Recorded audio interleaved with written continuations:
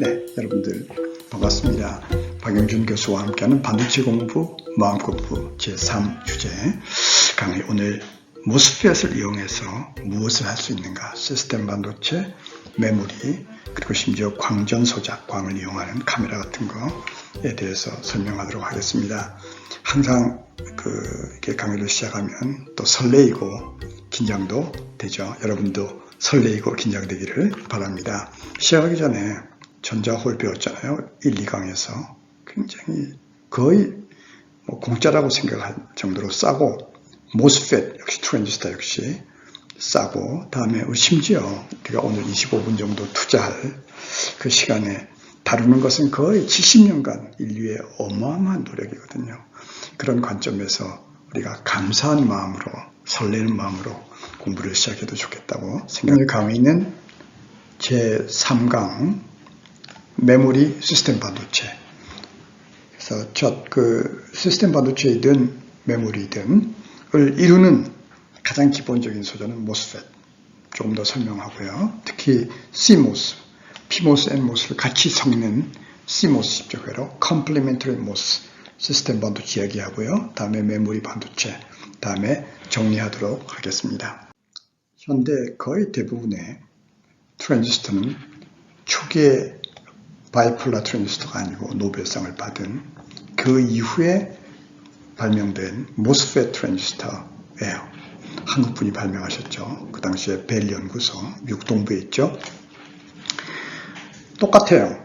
그 반도체 서브스트레이트에 NPN 트랜지스터 같은 모양이 있고, 정션이 두 개죠. 하나, 두 개가 있고요. 다음에 게이트 메탈 도체죠. 다음에 요 사이에 옥사이드 부도체가 있어요. 옥사이드는 실리콘 위에서 아주 잘 자라는 좋은 물질이죠. 부도체죠. 그래서 MOS 트랜지스터라고 해서 다음 슬라이드에서 조금 설명하겠지만, 강대현 박사님이 설명하시겠지만, 전자가 이렇게 서피스를 통해서 흘러요. 노벨상을 받은 바디는 모스펫이 동작하지 않을 거다 생각은 했죠.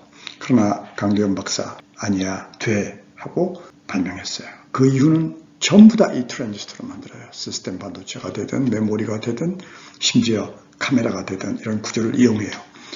강대현 박사는 또한 모스펫 외에도 이 모스펫의 구조를 조금 바꿔서 메모리 소자, 비휘발성 메모리 소자도 만들었고, 지금 우리가 즐기고 있는 그 어마어마한 비휘발성 메모리, 낸드 플래시 메모리의 원조예요. 그래서 저는 강대현 박사님의 이런 상이 몇 년 전에 우리가 한국에서 만들었죠. 이 상이 노벨상만큼이나 유명해져서 앞으로 반도체 연구자에게 혹은 좋은 응용을 만들어낸 분들에게 수상을 해야 된다고 생각합니다. 오케이. 모스펫 동작 원리에 대해서 설명하도록 할게요. 이 슬라이드는 발명가이신 강대원 박사님께서 직접 강의하시는 걸로 생각하겠습니다. 여기 소스요. 전자를 공급하죠. P 반도체 서브스트레이트라고 하죠. 이 사이에는 전압을 걸지 않아요. 두 개를 엮어서 그라운드, 0V에 가요. 오케이? 따라서 여기는 아무 일도 일어나지 않죠. 0전압이 걸렸으니까. 게이트에는 소스에 비해서 높은 전압을 가해줘요. VGS라고 그러죠. 좀 플러스를 가해줘요. 드레인에도 마찬가지로 높은 전압을 가해줘요. 그러면 이 사이에는 리버스 바이어스 전압이 걸려있죠. 플러스, 여기는 플러스, 서브스트레이트에는 제로가 걸려있으니까, 그죠? 오케이. 이런 상태에서 게이트 전압을 점점 플러스로 걸었으니까 P형 반도체 홀이 많잖아요. 홀이 싫어하죠. 플러스를. 따라서 밑으로 밀려 내려가요. 그래서 이렇게 홀이 없는 영역, 홀이 플러스니까 플러스가 없으면 스스로는 마이너스 영역이 생기죠. 공간 전하측이 생기죠. 더 걸면 게이트에 충분한 게이트 전압을 우리가 보통 VT 혹은 threshold voltage라고 하죠. 그 전압을 걸면 드디어 표면에 에너지가 낮아지죠. 플러스가 여기 전압이 올라가니까, 그죠? 요놈 때문에. 그러면 소스에서 전자가 쏙 들어가게 돼요. 에너지 밴드에서 그림을 그리면 이런 거죠. 소스, 서페이스 쪽을 보면은 서페이스 전압이 올라가니까 에너지로 보면 낮아지죠. 전자가 가기 쉽다는 뜻이죠. 이렇게 컨덕션 밴드가 낮아지고 그만큼 밸런스 밴드 엣지도 낮아지죠. 따라서 여기 있는 전자가 쪼르륵 채널로 가고 오른쪽으로 가다가 드레인에 플러스가 전압이 걸려 있으니까 드레인 쪽으로 간다. 그런 뜻이죠. 회로에서 보면 마찬가지죠. 그래서 지금 게이트에 전압을 플러스를 걸었으니까 소스에 비해서 서페이스에서 일렉트론이 채널 지나가서 그다음에 드레인으로 갈 수 있는 거예요. 일렉트론이 마이너스니까 전류는 이런 방향으로 흐르게 되겠죠. 꼭 마찬가지로 만약에 여기에 우리가 마이크로폰으로 플러스 전압을 좀 더 가해주면 소리를 지르면 그만큼 전자가 더 가니까 드레인 전류가 더 증가해서 내가 여기 스피커를 놓으면 소리가 뿡 하고 나는 거죠. 앰플리파이어의 그 원리가 되는 거죠. 재밌죠? 여기서 하나만 더 이야기하면 바이폴라 트랜지스터에서는 이쪽에 소스와 P 사이에 포워드 바이어스를 걸었잖아요. 따라서 홀이 이쪽으로 들어갔었죠. 그죠? 그러나 여기서는 홀이 들어가지 않죠. 왜냐하면 소스와 P 사이에는 전압을 걸지 않았기 때문에. 그래서 홀이 들어가지 않는다라고 하는 것이 매우 중요한 하나의 장점이 됩니다. 1980년대에는 CMOS가 시작된 해다. 이렇게 얘기할 수 있습니다. CMOS는 PMOS, NMOS를 같이 사용하는 회로예요. 그래서 간단하게 동작 어떻게 연결시키는지 하는 것을 이야기 드릴게요. PMOS는 홀이니까 NMOSFET하고 대칭으로만 생각하면 돼요. N substrate 기판에 P source 드레인을 만들어요. NMOSFET을 만들기 위해서 P외를 만들고 나서 P 도핑을 많이 하는 거죠. 거기에 N 소스 드레인을 만들어 넣어요. NMOSFET 동작은 우리가 이해하고 있죠. 지난 슬라이드에서 PMOSFET 거꾸로 생각하면 돼. P 소스하고 N substrate에 연결을 한 후에 가장 높은 전압을 가해요. 보통 VDD라고 말해요. 회로에서. 다음에 드레인 전압보다 조금 낮은 전압을 게이트에 가해줘요. 전압을 점점 낮추는 거죠. 다음에 드레인에 소스보다 더 낮은 전압을 가해줘요. 오케이. 그러면 게이트에 마이너스 전압을 가잖아요. N substrate에 비해서. N sub에는 엘렉트론이 많죠. N 도핑. 전자가 마이너스를 싫어하니까 밀려나가요. NMOSFET 반대로 생각하는 거지. 마이너스니까. 따라서 서페이스가 이렇게 엘렉트론이 없는 플러스 영역이 생기게 돼요. 더 게이트 전압을 내리면은 드디어 홀이, 소스에 있는 홀이 들어와서 서페이스 채널, P 홀 채널을 만들게 되고 소스에서 온 홀이 드레인에 도착하면 그대로 드레인 쪽으로 빠져나가죠. 왜냐하면 드레인에 마이너스 전압을 가했으니까. 상대적으로 소스에 비해서. 그래서 홀이 마이너스로 흘러가니까 홀이 이렇게 흘러가는 거예요. 홀은 플러스 차주니까 홀이 가는 방향이 그 전류의 방향이 되죠.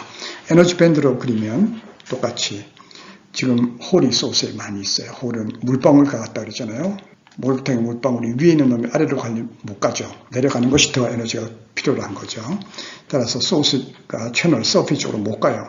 게이트의 전압을 마이너스로 가하면 드디어 이 에너지 배리어, 홀에 대한 에너지 배리어가 낮아지잖아요. 이렇게 전자하고 반대지.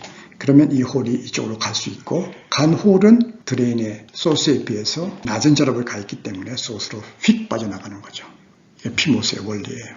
그래서 다음 슬라이드에서 회로에 대해서 조금 더 이야기하겠지만 CMOS는 PMOS와 NMOSFET을 자유전지로 사용하는 것인데 복잡하게 보이긴 하지만 전력이 작게 들고 특성이 아주 좋아요.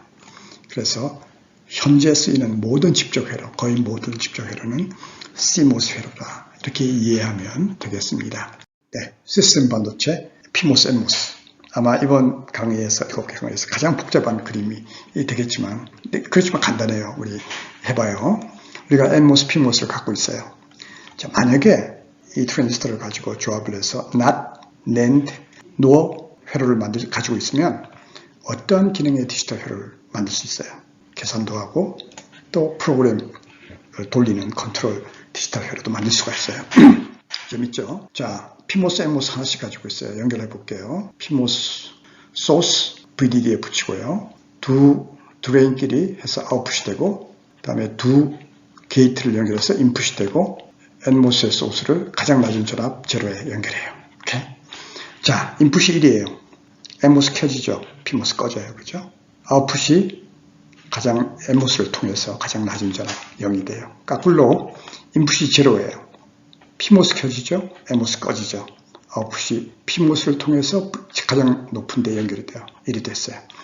나시죠. 0이면 1이고 인풋이 0이면 1이고 1이면 0이 돼요. 이것을 우리가 인버터라고 하기도 하고 낫 게이트라고 하기도 해요. 이렇게 이번엔 낸드 볼게요. MOS가 이렇게 직렬로 연결되어 있어요. 이렇게 연결시키고 요놈을 PMOS 소스를 가장 높은 데 다음에 드레인을 엮고요. 다음에 이렇게 연결을 해요. 이것이 아웃이에요. 그죠? 오케이. A 인풋의 게이트를 이쪽하고 연결하고요. 이 PMOS하고 이 PMOS 게이트 복잡하게 보여요. 그래서 이렇게 해서 여기 연결해요. 오케이. AB가 0이면 당연히 PMOS 두 개가 연결 ON이니까 아웃풋이 1이 돼요. 그죠? 어느 하나라도 0이면 MOS가 꺼지고 PMOS는 켜지잖아요. 다 1이에요. 오직 MOS가 1이 돼야만 제로가 돼요. 1이 돼야 연결이 되니까 아웃풋이 밑으로 내려가는 거죠. 연결되는 거죠. 제일 낮은 전압하고 노는 제가 연결하지 않을게요. 노는 PMOS가 제로가 되어야만 이게 ON이 되잖아요. 그러니까 1이 되죠. 그 외에는 1제로든 제로 1이든 1이든 MOS가 켜져 있으니까 항상 제로가 되죠. 재밌죠? 그래서 노어 게이트예요. 이게 다예요. 그래서 이런 게이트만 갖고 있으면 우리가 다 할 수 있다. 이게 가장 중요한 메시지예요. 이제 CMOS로 된 디지털 회로를 갖고 있어요. 자, 시스템을 어떻게 만들 것인가. 주로 컴퓨터 시스템을 얘기하는 거죠. 튜어링은 영국 사람이죠. 앞으로 반도체도 없을 때 컴퓨터는 계산하는 유닛도 있지만 그냥 두들겨서 계산하다 1 더하기 1 하라 그러면 그냥 1을 더하는 내놓는 아웃풋으로 내놓는 그게 단순한 계산기가 아니라 연속적인 이걸 하고 저걸 하고 이렇게 쭉 로직도 하고 이렇게 할 거 아니에요. 그런 프로그램을 조차도 메모리 안에 집어넣어서 메모리에서 프로그램도 올려주고 필요한 데이터도 주고받고 하는 그런 구조가 앞으로 컴퓨터가 될 것이다. 하는 게 튜어링의 생각이고 폰 노이만이 아마도 그때 그 강의를 들었을 수도 있는데 이분이 조금 더 구체화했다고 생각해요. 그래서 이걸 폰 노이만 머신이라고 합니다. 재밌죠? 헝가리 분이고요. 폰 노이만은 그 헝가리의 전통을 이어받아서 아마 앤디 그로브 인텔 창업자죠. 헝가리의 출신이에요. 또 튜어링이 영국 과학자잖아요. 그 전통을 이어받아서 아마 우리가 알고 있는 ARM이라고 하는 회사 영국에서 아주 잘하는 저전력, 모바일에서 컴퓨터는 주로 ARM 걸 많이 쓰잖아요. 그 다음에 딥마인드, 이세돌 기사를 이긴 AI도 영국 출신들이 했어요. 영국이 잘하죠. 하나 더 덧붙일 것은 강대현 박사 한국분의 모스펫, 이것이 한국이 앞으로 지금까지 했던 메모리 못지않게 시스템 반도체도 잘할 것이다. 이런 생각이 들게 하는 그런 거죠. 재밌죠? 네. 우리 메모리 넘어가기 전에 두 슬라이드로 약간 철학적인 혹은 좀 더 엉뚱한 생각을 우리가 한번 해보도록 할게요. 지금 설명한 이 폰 노이만 머신 혹은 튜어링이 생각했던 그런 구조를 사람이 생각하잖아요. 로댕의 조각이에요. 사람이 생각하잖아요. 근데 이런 생각을 하는 우리의 뇌는 이런 식으로 계산하지 않아요. 폰 노이만 같이 계산하지 않죠. 메모리가 따로 있고 계산하는 데가 따로 있어서 넣었다 뺐다 이렇게 하지 않죠. 우리의 뇌는 우리 아마 다음 강의에서 설명하겠지만 재미있게도 신경세포의 우리 뇌 안에 연결관계에 의해서 계산도 하고 또 연결관계가 기억정치 같은 거이기도 해요. 재밌어요. 그래서 뇌는 다르게 작동하잖아요. 폰 노이만 머신하고 다르게 작동하면서 그 생각이 우리의 생각의 구조가 덧셈 곱셈이라고 하는 폰 노이만 머신을 만들었어요. 그래서 인류는 최근까지 계속 우리의 생각에 깃들되어진 폰 노이만 머신으로 컴퓨터를 주로 만들었다고 생각해도 돼요. 그 외에 다른 방법은 다 실패했어요. 그러나 우리가 다 알듯이 최근에 뇌 같은 방식, 이러한 방식으로 계산이나 혹은 저장 같은 걸 해서 어떻게 할 수 없을까? 그렇게 성공한 반도체가 처음이에요. 그것이 AI 반도체입니다. 우리가 다음 강의 정도에 조금 더 심층적으로 다루도록 하겠습니다. 그러면 다음은 무엇이 될 것인가 하는 것도 우리가 지금 생각해도 재미가 있겠죠. 그죠? 네. 보너스로 우리 메모리 넘어가기 전에 간단하게 반도체 그림이 굉장히 중요하다는 것을 데카르트와 연관시켜서 설명하도록 하겠어요. 데카르트는 그 오래된 철학자이고 근대 철학, 심지어 근대 과학의 아버지라고 이야기할 정도로 중요한 분인데 지금 우리가 나는 생각한다. 코로나는 존재한다. 이런 그 문구로 잘 알고 있죠. 그럼 이분이 왜 근대 철학, 근대 과학의 아버지라고 생각하는지 하는 것에 대해서 간단하게 설명을 드리도록 하겠습니다. 데카르트 전까지는 기하학은 굉장히 발전했어요. 사람들이 댐의 높이를 측정하기 위해서 여기에 각도를 쟀어요. 세타로. 그리고 내가 나무까지의 거리를 재면 내가 여기 서 있어요. 그러면 세타를 우리가 알 수 있잖아요. 각도를. 다음에 댐까지 굉장히 높은 댐, 잴 수가 없죠. 너무 높아서.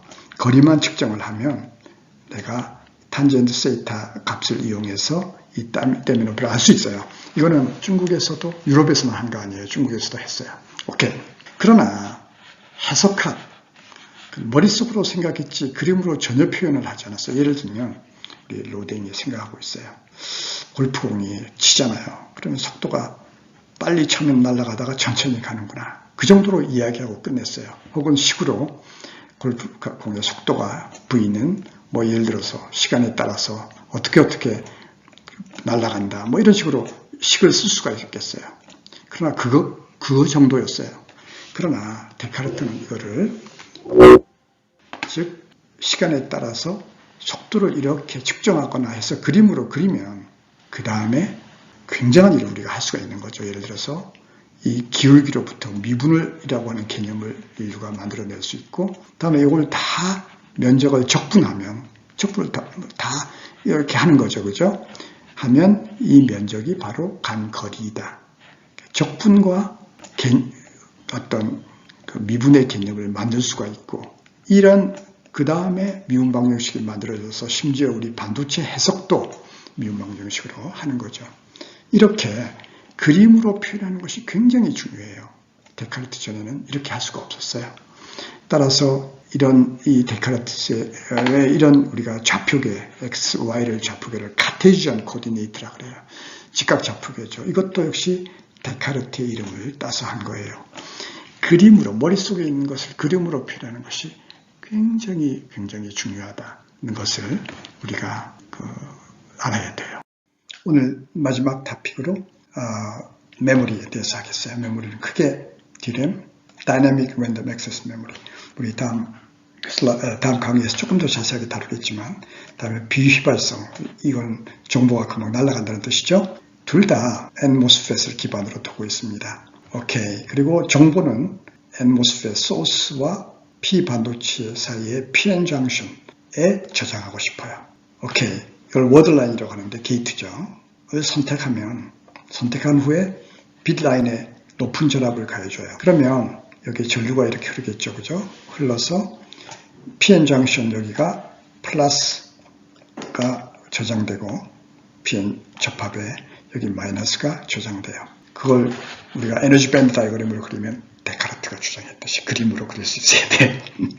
그렇게 하면 리버스 바이오스 정션에서 플러스가 여기 들어간다는 뜻은 결국은 이게 N형의 전자가 리버스 바이오스에서 이쪽으로 나와서 플러스 차지가 여기 스토어 되고 또한 P 쪽에는 홀이 밀려나가서 홀이 플러스니까 밀려나간 자리에 마이너스가 더 많아진다. 그런 뜻이에요. 차지가. 그러나 오래 두면 이 차지가 없어져 버려요.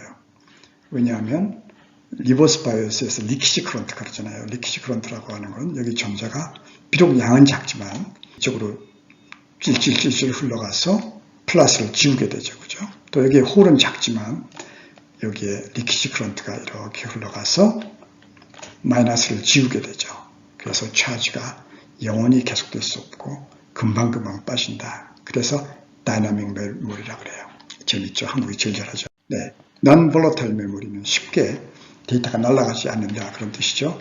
발명한 분이 강대현 박사님, 그리고 중국 출신의 벨 연구소 연구했던 SMC라고 하는 두 분의 발명품이에요. 재밌죠? 그래서 엠모스펫인데 여기서는 산화막 사이에 조금 시원찮은 부도체를 이 사이에 끼워 넣었어요. 시원찮다는 뜻은 여기에 밴드갭, 이것도 이 물질의 부도체의 밴드갭 사이에 이런 트랩이 많다는 거예요. 결함이 많단 말이에요. 그래서 전자가 이 안에 찰 수 있다, 그런 뜻이죠. 그래서 내가 게이트에 플러스 전압을 걸면 우리가 N모스펫이기 때문에 여기 서페이스 인버전 레이어가 생기죠. 엘렉트론이 더 걸어요. 더 높은 전압을 더 많이 걸면 여기는 전자가 이걸 넘어서 일로 가지 못하죠. 에너지 배리어가 이만큼 크기 때문에. 그러나 제1강, 1강에서 이야기했죠. 여기는 전자가 양자역학적인 터널링 현상에 의해서 여기 잡히게 되고 한번 잡히면 나오지 않고 오랫동안 스토어된다. 그런 뜻으로 제가 우리가 non-volatile 메모리, 다시 강조하지만 우리 강대현 박사님의 발명이에요. 네, 오늘 재밌었나요? 정리할게요. 시스템 반도체 기본 이야기했어요.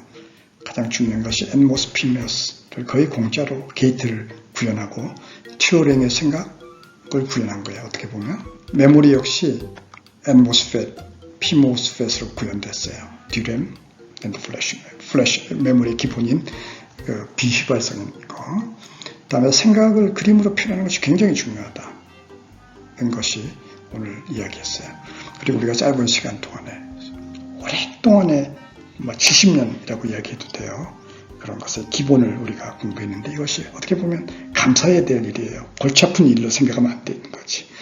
그래서 우리가 이런 은혜를 알고 공부를 하면 공부도 재밌고 또 여러 가지 다른 그 즐거움, 또 기여도 할 수 있는 거예요. 오케이. 그래서 오늘 이 정도로 하고요.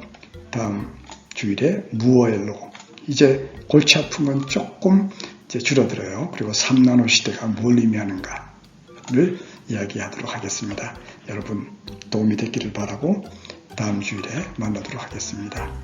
수고하셨어요.